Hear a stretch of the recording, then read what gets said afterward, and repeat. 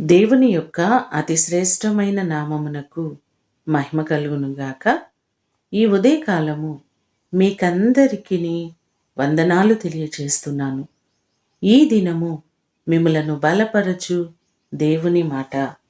నాకు కలిగిన భయములన్నిటిలో నుండి ఆయన నన్ను తప్పించెను.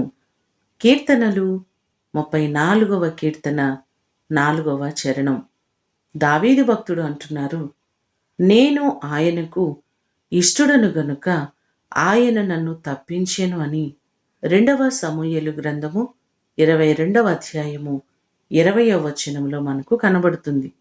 మన దేవుడు మనకున్న భయములన్నిటి నుంచి ఆయన తప్పించే దేవుడు, విడిపించే దేవుడు.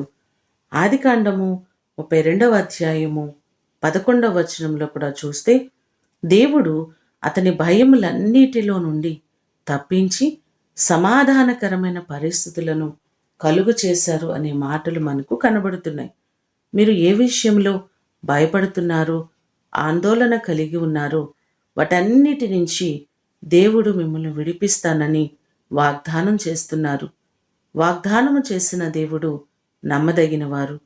ఆయన మీ భయములన్నిటి నుంచి మిమ్మలను తప్పించి మీ కుటుంబాలకు క్షేమమును కలుగు చేయునుగాక. ప్రార్థన చేసుకుందాం. మమ్మలను మిక్కిలిగా ప్రేమించిన మా ప్రియ పరలోకపు తండ్రి, మీ ప్రశస్తమైన పాదములకు వందనాలు ప్రభువా. ఈ దినము మీరు మా భయములన్నిటి నుండి తప్పిస్తానని వాగ్దానం చేశారు. మీరు మాకు తోడుగా ఉండండి. మీరు తోడుంటే ఏ విషయంలో మేము భయపడవలసిన అవసరం లేదు. మీ సన్నిధి, మీ ప్రసన్నత మాకు, మా కుటుంబాలకు మీరు అనుగ్రహించండి. మా ప్రియులెల్లరినీ మీరు జ్ఞాపకము చేసుకొని ప్రతి వారికి క్షేమాన్ని దయచేయండి.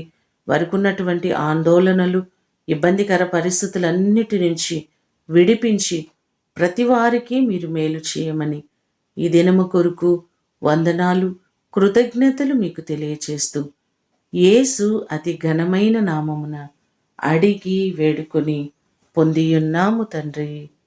ఆమేన్. దేవుడు మిమ్ములను దీవించునుగాక.